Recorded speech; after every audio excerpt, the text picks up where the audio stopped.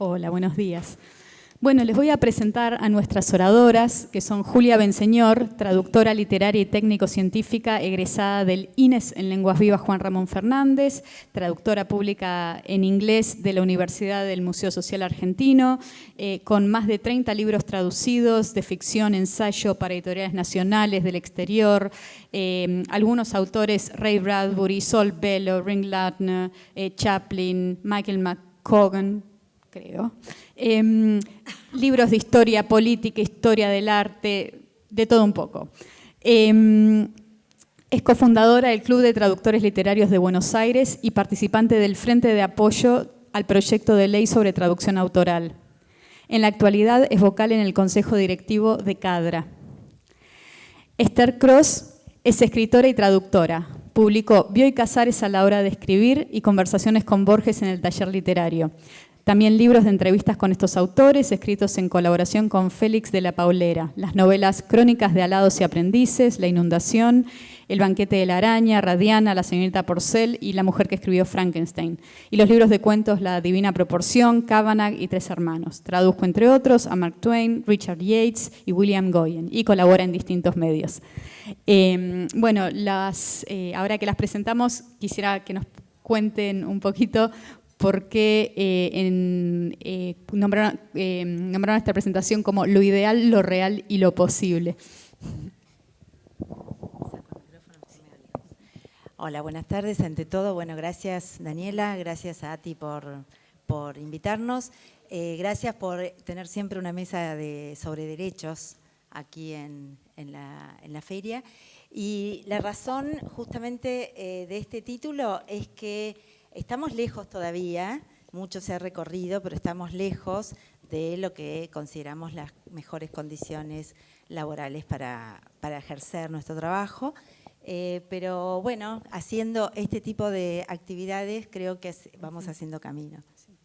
Así que el plan va a ser una mesa media rara porque el plan es hacerlo bien dialogal, o sea, vamos a manejarnos como pilar con este PowerPoint, pero vamos a ir introduciendo entre las dos, no es que una va a hablar primero y después la otra, va a ser un poquito más desordenado, pero Esther, tomando un poco lo que dijo el orador anterior, hemos hecho como una alianza porque encontramos que entre escritores y traductores, si bien Esther también trabaja como traductora, todos la conocemos más como escritora, y entonces queremos mostrar todas las similitudes, todo lo que tenemos en común y todo lo que podemos explorar para trabajar juntos en todo lo que nos falta para estar mejor. Así que esa es la idea, el plan es trabajar así, vamos a ir explicando de dónde venimos, cuál es el marco, la teoría, digamos, en la que nos podemos apoyar, qué es lo que se viene dando, cambios que se van haciendo de a poco y también de lo que nos falta. Adelante. Bueno, esto yo tengo que manejar esto al mismo tiempo, ¿no? Bueno, vamos a empezar por el principio, que es la ley que nos rige, que hasta tanto no se cambie, es la que tenemos y que es clara, aunque tiene sus vacíos. Creo que todos la conocen, es la ley 11.723, en el primer artículo, en el artículo 2, define cuáles son los derechos, habla del derecho de propiedad de una obra y lo define, dice que comprende para su autor la facultad de disponer de ella, de publicarla, de ejecutarla, de representarla, etc. O sea, define el derecho. Y esto, bueno, vamos a ir mechando entre las dos. Yo le dije a Estela que vamos a hacer como Simon y Garfunkel, Ortega y Gasset, Nuyeve, Bioy y Casares. Pero bueno, esta es una información quizá demasiado como técnica, aunque lo técnico no es lo nuestro, pero vale, ya que lo leímos o lo busqué, que esta ley también tiene su fundamento en la Constitución, eso es importante, es en el artículo creo que 17 de la Constitución, que dice que todo autor o inventor es propietario exclusivo de su obra, invento o descubrimiento por el término que acuerde la ley. Eso como si le hiciera falta algún fundamento a la ley que ya lo tiene en sí mismo. Bueno, este es importante. anterior. Sí. Tal cual. En el artículo 4 define quiénes son los titulares del derecho de propiedad intelectual, que está en el punto 1, el autor de la obra, sus herederos o derechohabientes, los que con permiso del autor la traducen, etcétera, etcétera. Y en el artículo 5 define el plazo. La propiedad intelectual sobre sus obras corresponde a los autores durante su vida y a sus herederos o derechohabientes hasta 70 años contados a partir del 1 de enero del año siguiente al de la muerte del autor. Así que está definido el derecho, quiénes y el plazo. Y para la ley 11.723, esto es un resumen, el traductor y el escritor son por igual autores. Así están considerados, por supuesto, el escritor es autor de la obra original, el traductor es de obra derivada, pero ambos son sujetos que gozan de derechos intelectuales.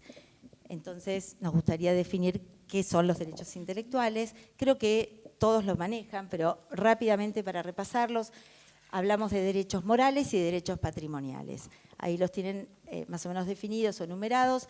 Los derechos morales creo que los conocen, integridad, o sea, la obra tiene que estar completa, íntegra. Atribución tiene que ver con la paternidad de la obra, ¿no? Toda obra tiene que ser atribuida a su autor y eso también se tiene que dar a la hora de la difusión de la obra. O sea que son derechos irrenunciables e inseparables del autor.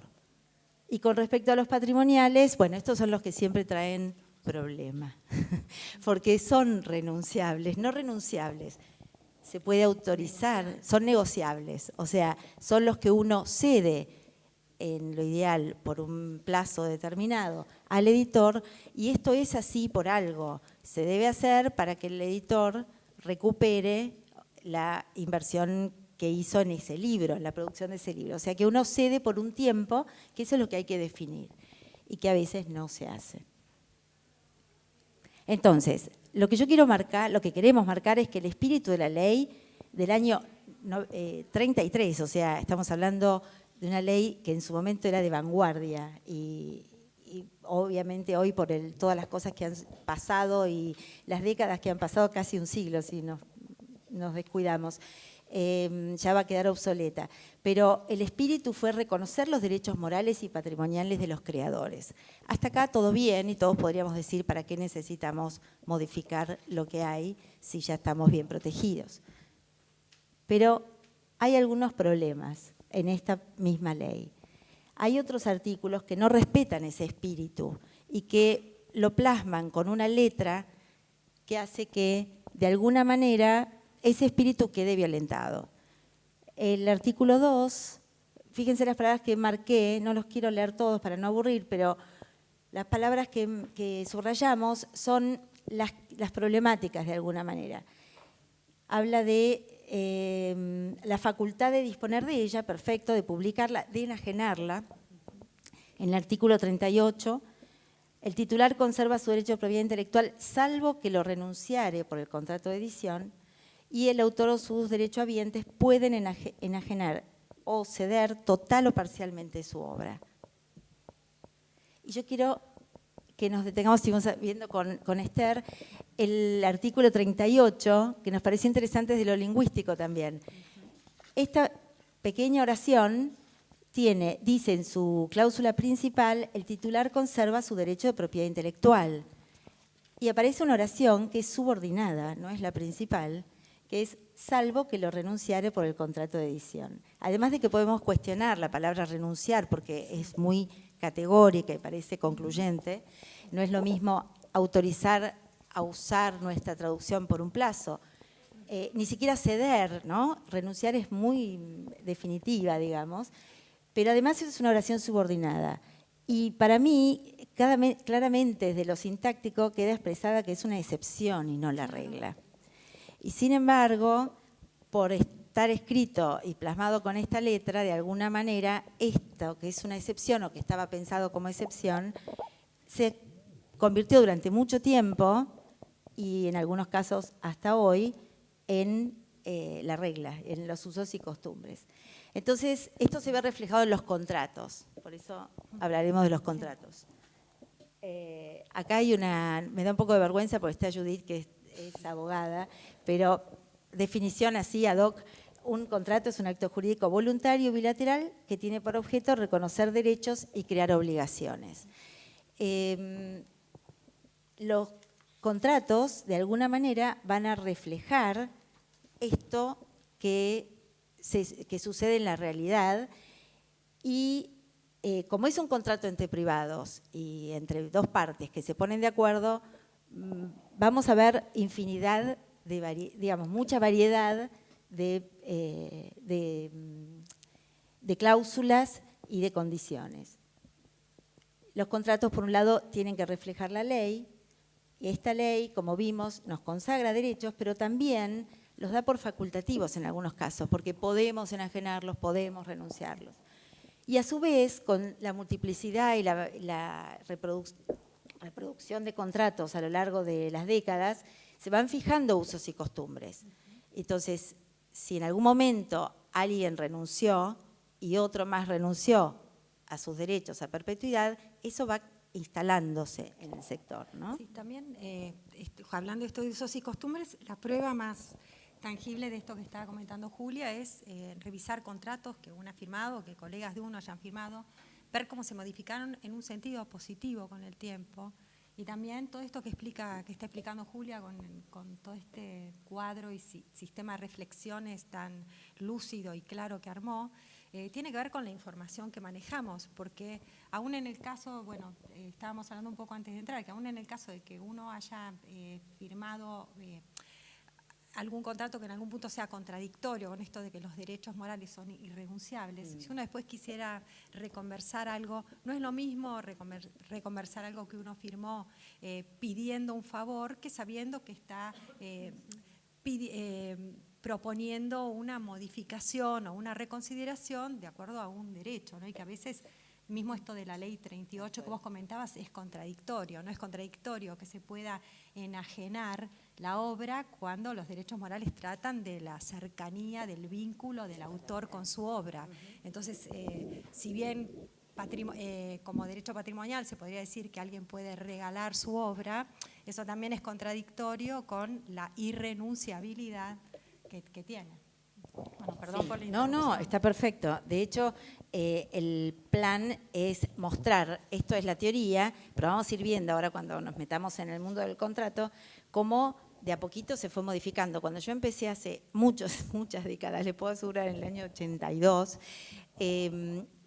todos los contratos te obligaban a renunciar, digamos, de por vida, a perpetuidad, los derechos. Y ni siquiera estaban explicitados qué tipo de derechos estabas renunciando, o sea, los derechos. Entonces eso incluía también los morales. Y les cuento el caso, yo me enteré por una amiga que vivía en España de un libro que yo traduje que apareció con otro nombre y algunos pequeños cambios, así españolismos incorporados aquí y allá, pero era mi traducción. Nunca lo supe, si no hubiera sido por esas cosas de casualidades de la vida. Así que bueno, la idea es que la teoría en algún punto nos apoya, pero digamos la ley vigente en algún punto nos apoya, pero en otros puntos han permitido que se instalen usos y costumbres que no nos favorecen, es que, y sabiendo que los contratos generan, digamos, la posibilidad de muchísimas variedades, hay muchas especies de contratos, creo que tenemos dos soluciones posibles o dos caminos posibles para mejorar nuestras condiciones de trabajo, que son o bien modificar la ley o resolverlo vía contrato. Acá planteamos un resumen de cuáles son los usos y costumbres, ¿no?, que se dan todavía, si bien hay muchos cambios que vamos a ir viendo después cuando mostremos algunos contratos. El traductor cobra al momento de la entrega del trabajo un monto fijo por única vez y no regalías. Acá vemos una gran diferencia con los escritores, ¿no? Por ende, el traductor no cobra si se reedita, si se vende a otros países, si se decide la publicación digital en plataformas electrónicas, salvo que todo esté contemplado en el contrato y esté negociado. De lo contrario, en los contratos de estos que yo les cuento que he firmado, de los que me arrepiento soberanamente, esto era lo que pasaba. Y por otro lado, esto sí sigue dándose mucho, no se fija plazo de autorización o cesión de uso de la traducción, por lo que el traductor nunca, digamos, los derechos revierten nuevamente a él. Uno le cede al editor para que recupere su inversión, pero después esos derechos no revierten al traductor. Entonces, ¿de qué se trata? O por la ley o por el contrato, uno tiene que ir a negociar con su editor sabiendo que estas cosas básicas tienen que estar. Fijar con el editor un plazo de uso de la traducción. Ya veremos los plazos que se habitúan firmar o más o menos qué es lo que se está dando en el caso de los editores que sí establecen esos plazos. Fijar el territorio de explotación de la traducción es fundamental porque el editor compró los derechos de mi traducción para publicarlo ¿dónde? Aquí. Y si alguien le quiere comprar en otro país hispanoparlante, quiere comprar los derechos sobre esa traducción, yo tengo que enterarme, ¿sí? Habíamos encontrado un ejemplo, ¿te acordás, Sí. Julia, cuando hablamos de al revés, es un escritor argentino que lo tradujeron en Portugal al portugués. Y tiempo después aparece una editorial de Brasil interesada en publicar el libro y empezaron a gestionar las dos editoriales la publicación del libro que salió en Portugal, en portugués en Brasil. Me imagino que con algún retoque que Sí. seguramente tiene que ver con un caso parecido al que vos comentaste, por las diferencias de uso entre Portugal y Brasil. Y fue el escritor que conocemos que se dio cuenta y dijo, ¿qué pasa con la traductora? En este caso era una traductora que se había tomado el trabajo de traducir para Portugal. Y en esto también está esto de tomar conciencia de los usos y costumbres que decía Julia, porque quizás esto hace unos años al escritor no por mala voluntad, pero no se hubiera dado cuenta, le hubiera pasado desapercibido. Y él fue, sin conocer a la traductora, porque era portuguesa, lo comentó en la editorial y bastó con comentarlo. Quiero decir, esto no es que provocó una especie de sismo ni nada. Fue así de simple. Dijeron, uy, cierto, se contactaron con la traductora y la editorial brasilera le pagó a la traductora por esta venta. Y esto tiene que ver con esto de los territorios en los que se va a explotar el libro que uno Por eso tradujo. nos parece fundamental una y otra vez explicarlo para que esto se multiplique y lo podamos reproducir, porque no es lo mismo sentarse con un editor sabiendo cuáles son nuestros derechos y sabiendo qué estamos resignando en caso de que no se cumplan todas las cláusulas ideales, a no saberlo, como me pasó a mí, ¿no? Hace mucho tiempo. Y después, bueno, cobrar la traducción como anticipo de derechos y no como una locación de servicios, que como cuando uno contrata a alguien para un trabajo que empieza y termina, es importante, por más que después la tirada sea tan escasa y se venda tan poco, que no cobremos más que eso, pero me parece que es cambiar la cultura y digamos, dar como la batalla cultural de que los editores entiendan que es en concepto de pago de derechos, de anticipo de derechos que nos están pagando y no como, no sé, al service de la computadora, ¿no? Bueno, si logramos todo eso, entonces habrá que fijar un porcentaje en concepto de regalías sobre la venta de la obra una vez superado el monto cobrado en concepto de anticipo, ¿se entiende? La sugerencia que nosotros planteamos cuando armamos el proyecto de ley, que bueno, todos sabrán que perdió estado parlamentario, pero bueno, seguimos trabajando por lo menos en la etapa de la comunicación de las condiciones ideales, planteamos un 1% del precio de tapa en obras sujetas a derechos de autor, 2,5% en caso de explotación digital, porque se entiende que los costos bajan mucho, y 5% en caso de obras de dominio público, porque también los costos, por lo menos de derechos de autor original, no hay que pagarlos, con lo cual el editor tiene mucho más margen. Y la idea, como ven, es tratar de ganar juntos, o sea, somos socios de los editores, nadie quiere, digamos, perjudicarlo porque es quien nos da el trabajo y juntos logramos sacar el libro adelante para el beneficio de todos los lectores. Pero acá encontramos algo leyendo con Esther que nos parece interesante y que me gustaría que Esther lo explique. Bueno, esta parte del cuadro es la ampliación de la letra chica, digamos. Encontramos un artículo de Guillermo Jabelson, que es un agente literario, que tiene un blog, el artículo se llama Aritmética para escritores, donde él justamente plantea muchas de las cosas que está comentando Julia. Por ejemplo, en general se sabe que los escritores en general cobran un 10% en concepto de regalías, y sin embargo ese 10%, que lo vamos a comentar después, no está estipulado, es una convención, es un uso y una costumbre. Entre las cosas que explica Jabelson es que cuando hablamos de regalías tenemos que hablar de porcentajes sobre qué.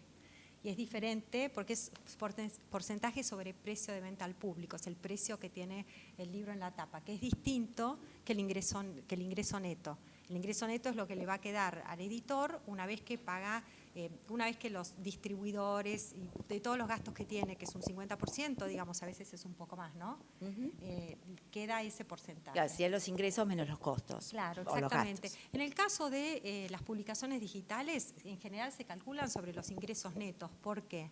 Porque no hay gastos de distribución, porque el editor no tiene ejemplares que le devuelvan porque están arruinados, porque no hay ejemplares de cortesía y porque paga una sola vez el editor a la plataforma digital para que ponga el contenido. Entonces, en ese caso se hace sobre ingresos netos, pero si no, es sobre precio de venta al público.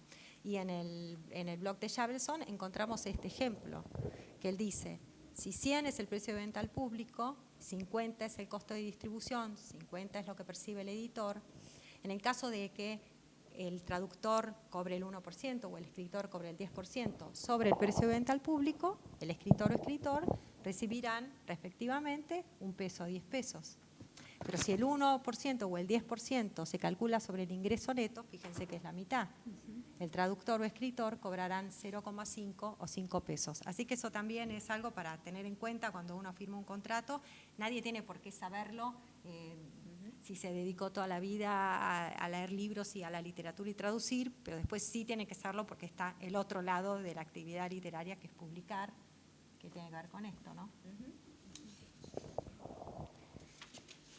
Quiero agregar una cosita a lo que dijeron. Hace un par de años en una mesa también sobre derechos, uno de los editores de las editoriales universitarias había hecho un cálculo sobre la diferencia que habría si los traductores cobraran derechos, digamos, anticipo de derechos en lugar de servicios, y prácticamente no había diferencia, calculando la cantidad de ejemplares vendidos en promedio. Aquí sí que es un dato importante para compartir con los editores. Sí, lo hacemos, tratamos de que lo entiendan. En general, ellos también lo saben. Y te puede tocar una vez traducir a Harry Potter, pero no es lo habitual. Claro. Pero si te toca Harry Potter, bueno, tenés un contrato donde lo vas a poder usufructuar junto con ellos. Claro. Bueno, habiendo dicho esto, a mí me gustaría, porque hicimos un repaso con Esther de los contratos firmados por nosotros y de algunos colegas que nos hicieron llegar, para ver cómo de esa teoría que es ideal y también de esas condiciones tan nefastas que yo firmé en la década del 80 a hoy, como, bueno, de a poquito, como dije al principio, vamos haciendo un caminito y ya cada vez hay más editores conscientes de que el traductor va a producir mucho mejor sus traducciones si trabaja sintiéndose gratificado, y porque además, no como favor, sino porque la verdad es es lo justo y es lo que se viene dando también en todos los países, ¿no? De a poco todos nos vamos alineando. Así que, Esther, ¿querés mostrar? Porque a mí me gustaría ver las diferencias entre los contratos de los escritores y de los traductores. Somos todos autores, pero hay usos y costumbres completamente diferentes, por más que tenemos muchas similitudes. Bueno, yo voy a hacer un repaso rapidísimo por las similitudes también, para pasar a las diferencias, que son muy concretas, como ya había marcado Julia. Bueno, cuando yo empecé a publicar en el 91, una iba a firmar, claro que si no, bueno, en el 91 hace tiempo, uno iba a firmar había pocas editoriales independientes, parecía que publicar era más difícil que ahora, aunque ahora se está poniendo difícil por la situación general del país, y una iba casi como agradecida con la situación, no necesariamente con una cosa servil hacia el editor. Entonces miraba el lado lleno del vaso y no miraba el lado legal, que no es el lado vacío o negativo, pero puede llegar a convertirse en el lado vacío o negativo si uno no presta atención. Creo que era algo generacional casi, del famoso lema de Virginia Woolf en Un cuarto propio, de que para escribir una escritora o escritor, podemos ampliar, necesita un cuarto propio y dinero. Se subrayaba la parte del cuarto propio, había como una especie de romantización de la figura del escritor. Pero bueno, creo que cuando uno lee a medias y se presenta a medias, también en el momento que está firmando un contrato es un autor a medias que no recibe la participación que le corresponde realmente en ese contrato. Yo personalmente tuve la suerte de trabajar con editores que fueron a lo largo del tiempo y son todavía muy buenas personas, muy interesadas en el libro. Pero hay algo que dice Jabelson en ese mismo artículo que les recomiendo, que encontramos con Julia, que él dice que los contratos uno no los firma con los editores, lo firma con las editoriales. Eso es engañoso porque a veces el editor, sobre todo cuando son editoriales grandes, funciona como una especie de puente entre la gran editorial y uno. Pero ese editor se puede ir, puede no estar más, y el contrato que uno firmó, el libro queda en la editorial. Me parece que así, bueno, como dijimos que traductores y escritores somos autores, hay un rulo más para pegarle a eso, que es que los autores somos trabajadores, somos personas que trabajamos. Y así como hay distintas agrupaciones de traductores, es hace 2 años que un grupo de escritores, encabezados por Julián López, Elba Almada, Alejandra Sina, Marina Scrimer, con esa idea del escritor como traductor, decidieron formar la Unión de Escritoras y Escritores, que de hecho están aprendiendo mucho del trabajo que hacen los traductores. Están tratando de poner un tarifario. Sí, copian bastante los modelos de ATI, porque dicen que estamos muy organizados los traductores, nosotros siempre penamos porque no lo estamos, pero me parece que es una alianza interesante por todos estos parecidos y porque la verdad es que la idea es trabajar por el bien común del libro y de nuestras condiciones de trabajo. Entonces me parece que acercarnos, siempre nos invitan a participar y ATI siempre promueve también los encuentros de la Unión de Escritores y me parece que podemos potenciar los beneficios, digamos, de trabajar juntos, ¿no? Sí, por ahora las escritoras y escritores están más aprendiendo por ejemplo, esto de tener un tarifario, llevar un registro de cuántos autores hay. También están pensando en cómo implementar que se pueda cobrar una pensión para los escritores, digamos para los autores, ¿no? Estamos ahí todos en la misma. Y respecto a esto que Julia contaba de los contratos que ella firmó, yo les quería contar una teoría de un escritor que se llama Pablo de Santis, que la toma Guillermo Martínez en su novela nueva, Los crímenes de Alicia, que es que cuando hay algo oculto, inmediatamente todos creemos que es un tesoro. Entonces, cuando uno empieza a comentar los contratos que firmó, y le pregunta a los colegas por los contratos que firmaron, y hay reticencia a contar, por la teoría del tesoro de Pablo de Santis, que toma Guillermo Martínez en la novela, uno creería que no muestran los contratos porque, wow, claro, deben cobrar el 40%, o deben haber tenido un anticipo en dólares, batas blancas, botellas de agua mineral, y no es así, al revés, se los oculta por vergüenza de lo que uno muchas veces firmó, porque no cobró, porque cobró menos, porque no reclamó después. Entonces, bueno, me parece que es otra parte de esta gesta es comunicarnos, ¿no? Yo le conté a Esther que cuando firmé mi primer contrato bueno, digno, miré todos los anteriores que había firmado y en un ataque de bronca los rompí todos. Me hubieran venido bárbaros para mostrarlos, pero no los tengo. No pude resistir la tentación de romperlos en 1000 pedazos. Sí, así es. Bueno, con ese espíritu no me remonté hasta 1991, pero estuve mirando contratos míos y de algunos escritores que no esconden el tesoro. Y, bueno, por ejemplo, leí un contrato del 2004 con una duración de 8 años, válido en todos los países del mundo, cosa que no es tan grave, como otro contrato firmado en 1999 por 10 años, también para todos los países del mundo y con renovación instantánea. O sea, el contrato era por 10 años y se renovaba instantáneamente. Esto era tampoco yo era como la freak de los contratos en ese momento. Quiero decir que era algo que se hacía y que solamente teniendo... Hay un antes y después de la conciencia, como antes y después de Cristo, ¿no? En el 2011 encuentro otro contrato firmado de un colega por 7 años, también con ámbito territorial que comprende todo el mundo. Esto es terrible porque a veces no es solo por entregar para todo el mundo, porque hasta suena entusiasmante, ¿no? Uno firma el contrato, bueno, quieren mi libro para todo el mundo, pero a veces los editores están muy ocupados y no pueden después vender tu libro a otro país y tu libro queda atrapado ahí. Claro. Y no puede venir, por ejemplo, Wiley de Estados Unidos y comprar tu libro y transformarte en un bestseller. Claro. Después empiezo a encontrar contratos ya firmados con el territorio restringido a los países del Cono Sur y hasta contratos que tienen autorización solamente para publicar en la Argentina. Evidentemente estos cambios se dieron por lo que ya, bueno, voy a insistir con esto, es como un TOC, pero por usos y costumbres, porque no hubo modificación en la ley. Y estas mesas sobre contratos que se agradecen, la unión de escritoras, por ejemplo, es algo reciente, los traductores creo que están reunidos y trabajando juntos hace más tiempo, pero es todo bastante reciente. Es un poco también tomar conciencia de que siempre nos parece que hacemos poco y logramos menos, y sin embargo, de a poco estamos haciendo huella, ¿sí? Pero claro que sí.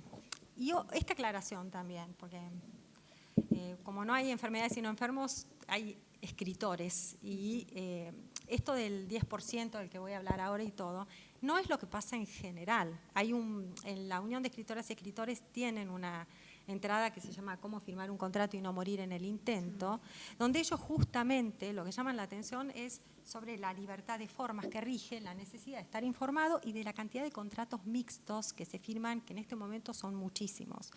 Les nombro algunos: hay sistemas cooperativos, venta anticipada, venta por demanda, contratos en los que el autor garantiza la venta de cierto número de ejemplares. Estos días, por ejemplo, leí un contrato de edición de novela que no se paga el anticipo, pero rige el 10% sobre precio de venta al público, y el autor autorizaba por convicción personal, pero es una decisión del autor, a que el libro se pudiera bajar gratuitamente durante 2 años en la red, porque al autor prefería que su libro circule a que no circule y porque ideológicamente estaba de acuerdo con que eso pudiera pasar. Dicho esto, quiere decir que hay muchas variantes y que las diferencias que yo quería marcar ahora y que es la que hablamos con Julia, tienen más que ver con un contrato, si no ideal, más parecido a lo ideal en el caso de los escritores, que no es lo que se da siempre. Las diferencias que modestamente yo pude ver entre contratos de edición y traducción son la validez del contrato.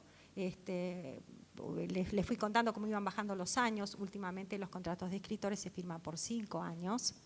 El plazo para la publicación, o sea, una vez firmado el contrato, no creo que sea una gran diferencia, pero es de 18 meses. En traducción en general es 2 años, ¿no? Sí, 2 años. Y con respecto al plazo, que vos hablas de 5, más o menos 8, 5 años, eso es un dato interesante para saber para nosotros, porque en general lo que nosotros planteamos es que nuestro plazo coincida con el plazo de vigencia del contrato del escritor al que estamos traduciendo, ¿se entiende? Entonces, digamos, saber cuál es el plazo al que acostumbran firmar los escritores, a nosotros también nos sirve, nos ilumina, digamos, cuánto más o menos negociar si es que, bueno, no va a salir. Nosotros en el proyecto de ley hablábamos de un máximo de 10 años para darle más plazo al editor a recuperar, etcétera. Pero si los escritores están firmando por 5, por 8, bueno, sepámoslo. Claro. Sí, 8 ahora hasta pareció 8, que era un número que hace 6, 7 años parecía normal, ahora empieza a sonar exagerado, ¿no? Y estas son cosas, bueno, hay que escuchar estas señales, ¿no? Sí, tal cual. Para escritores y traductores. Y bueno, por supuesto, la gran diferencia sería esto del pago. La liquidación. Claro, la tarifa. Bueno, sí, después está el tema de las liquidaciones y después paso a los anticipos, que son semestrales. Eso es importante y estaría buenísimo que los traductores también podamos contar con liquidaciones. De hecho, hay editoriales que sí mandan liquidaciones. Y bueno, y está todo lo que tiene que constar en la liquidación, ¿no? Que no es solo es el precio de venta al público, la cantidad de ejemplares que se vendieron, la cantidad de ejemplares que quedan disponibles. Hay como una gran lista de cosas a tener en Vos, cuenta. Esther, como traductora, ¿tú recibiste liquidaciones? Yo recibí, sí, yo recibo de una Del editorial exterior. sí, de España, cada 6 meses la liquidación, tanto de los libros vendidos en papel como de los libros comprados electrónicos. Y la verdad que, bueno, es cuando uno recibe la liquidación que se da cuenta que no está recibiendo otras, pero es solo Sin embargo, reclamar, acá ¿no? hay mucha gente que se queja, tanto escritores como traductores, de que no las Sí, reciben. hay que reclamarlas. Yo ahora Sí, yo tengo que trabajo escribir con un par de editoriales mails. que me... Sí, bueno, yo hablo con la autoridad que me da el fracaso, como decía Fitzgerald. Ya recién a esta edad, ¿no? Como que uno siempre aprende tarde, pero basta con pedir la liquidación y se la dan. Y si hay alguna reticencia, ya la pelota queda del otro lado. Pero uno tiene derecho a saber qué pasó con ese libro, ¿no? Y además no solo está el tema patrimonial, sino también moralmente, cómo sería. Sí, yo tengo un mix porque firmé un contrato buenísimo, incluso para el papel el porcentaje era el 3% sobre el precio de venta al público para el traductor, pero jamás recibí una liquidación. O sea, no sé si no vendieron un solo ejemplar o si realmente se están llenando los bolsillos, así que voy a escribir. Pero... Salgamos que termine Claro, el thriller. pues claro, Sí, tal salgamos de cual. la intriga. Y bueno, y en cuanto hago rápidamente, en cuanto a las regalías, el concepto de regalías es 10% de tapadura o cartoné, 6% en ediciones de bolsillo, los dos sobre precio de venta al público, 25% soporte digital sobre ingreso neto y últimamente también junto a los 20 ejemplares de cortesía que se le dan al autor, sí, por eso también ahí hay una diferencia. Sí, nosotros en general 4 o 5. Se le entrega una copia del libro digital, sin autorización a manejar el programa, por supuesto, es una copia limitada, pero en concepto de ejemplar de cortesía que pudiendo tenerlo, ¿por qué no? Creo que es bueno para uno. Bueno, esas serían las diferencias. Yo les quería contar, por ejemplo, el último contrato de traducción que firmé no fue para una empresa, una editorial de acá, lamentablemente, pero una latinoamericana, muy cerquita. Y dice, me llama la atención, digamos, la fraseología, ¿no? Autoriza, la traductora autoriza, el editor, no se habla más de cede. Esto es así el contrato tipo, yo no negocié nada, me lo dieron y me pareció maravilloso, así que lo firmé, fue el primer contrato así con mucho gusto que firmé. Después dice, la editorial deberá consignar en portada y portadilla el nombre del autor y el nombre de la traductora, o sea, no fueron pedidos, pero es usos y costumbres en Chile, entonces yo lo que digo es, de a poquito lo vamos a ir logrando, sobre todo si se acercan, ¿no? Si los países están más cerca. Pero sí se van dando cambios. En vez de ceder o renunciar, que fue el primero, a autorizar, me parece que hay un mundo de diferencia, no solo lingüístico. Sí, bueno, ayer justamente Rita Segato relacionaba la palabra autor con autorizar, ¿no? Tiene que ver con esto que dice Julia.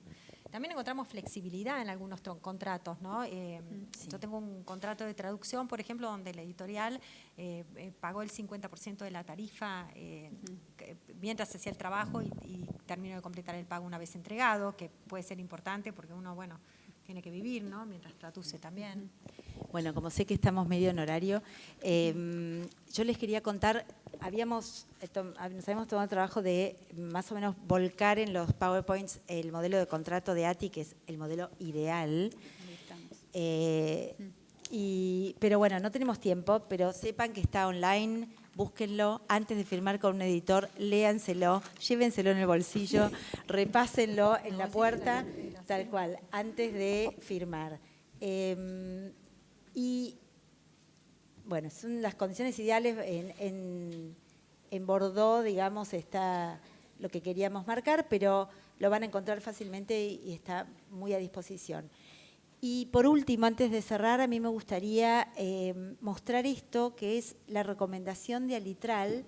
Alitral, no sé si todos saben, esperen que me busco el machete, pero ¿querés decir, Estela? No. Bueno, buscamos Alitral. Bueno, Alitral es una alianza de varias asociaciones de traductores de América. ATI, la Asociación de Colombia, la de México, ¿sí? Y España.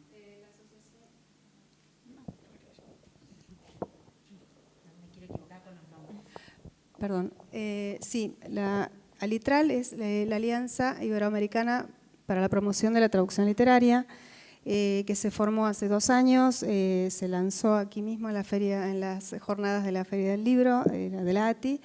Es una asociación entre AMETLI, la Asociación de Traductores Literarios de México, ACET, la Asociación de Traductores Literarios de España, ACTI, Asociación de Traductores, Intérpretes y Terminólogos de Colombia. Nos faltó una comunicación aquí. La idea era proyectar un comunicado que acabamos de lanzar en la Litral sobre las condiciones mínimas del contrato de traducción. Las recomendaciones. Ah, perdón. Había un cartelito, yo me quedé con lo que estaba antes del contrato de la ATI. Había un cartelito, pero lo tienen ahí en la salida, que es un volante ahora para poder distribuir. Recomendamos que lo lean, que lo distribuyan entre sus conocidos. Pero sí, esto sería recomendado para todo el ámbito de la lengua española, digamos, ¿no? Tanto España como los demás países de Latinoamérica tienen que tener estas condiciones básicas en cuenta, ¿sí? Cada país tiene su legislación, entonces es muy general, no podemos poner condiciones muy estrictas porque, bueno, usos, costumbres, sí, usos, costumbres y legislaciones muy específicas que intentamos en un principio hacer algo más estricto, más puntual, y fue imposible, porque incluso con la terminología, ¿sí? En estos países cambia mucho.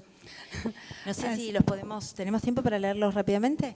Bueno, respeto de los derechos patrimoniales expresado en tarifas, entendidas como anticipos sobre derechos de autor del traductor y regalías sobre ejemplares efectivamente vendidos. El 2 es respeto de los derechos morales expresado en la presencia relevante del nombre del traductor, su mención como autor de la traducción en todos los medios promocionales y el respeto a su autoridad última como firmante del texto, expresado en la corrección de las galeradas en las que no se harán cambios sin autorización expresa del traductor y en las que su decisión tendrá siempre la última palabra. Parece realmente condiciones ideales. Y el tercero, carácter inalienable y renunciable de los derechos anteriormente mencionados. Cuarto, carácter de autorización de uso, nunca de transmisión de los derechos de publicación de la obra, que jamás dejan de ser propiedad del autor de la traducción. Eso tiene que quedar claro también. Quinto, carácter temporal, limitado a un tiempo razonable, preferentemente entre 5 y 7 años. Ya 10 con la ley ya queda obsoleta.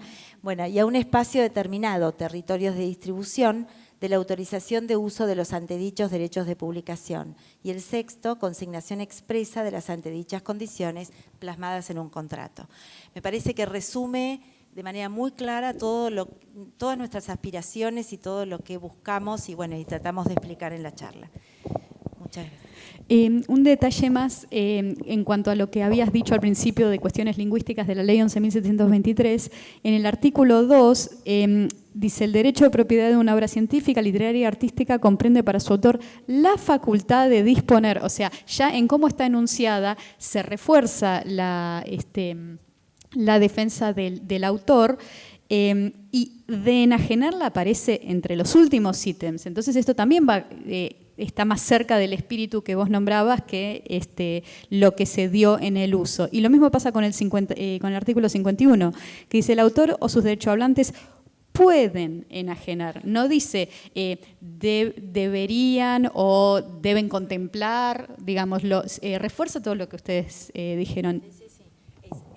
Ese es el problema entre lo que es el espíritu y la letra, ¿no? Exacto. Y un poco los usos y costumbres de alguna manera fueron traicionando aquello que se quiso hacer bien, pero se dejaron muchas puertas abiertas, me parece. Pero bueno, estamos hablando de la década del 30. Claro. Y una señal alentadora, aparte de lo que ustedes están contando sobre sus propios contratos, es que nos van llegando de diferentes traductores relacionados con la ATI más cercana o más lejanamente, nos van contando que o con editoriales nuevas o por el hecho de contar con un modelo, poco a poco se van acercando más a estas condiciones. Entonces, ser consciente de estos derechos, ir a proponerlos, lo mismo con las tarifas, hace que repiensen los editores, porque justamente somos colaboradores. Por eso dijimos que las soluciones posibles eran vía cada uno de los contratos, multiplicar, digamos, el efecto de los contratos al revés de lo que se hizo hasta ahora, o por vía de la ley. Y quizás llega un momento en que logramos que la ley plasme lo que se viene dando en la práctica, no lo sabemos. ¿Tenemos tiempo para preguntas o no? Listo. Bueno, muchísimas gracias a todos.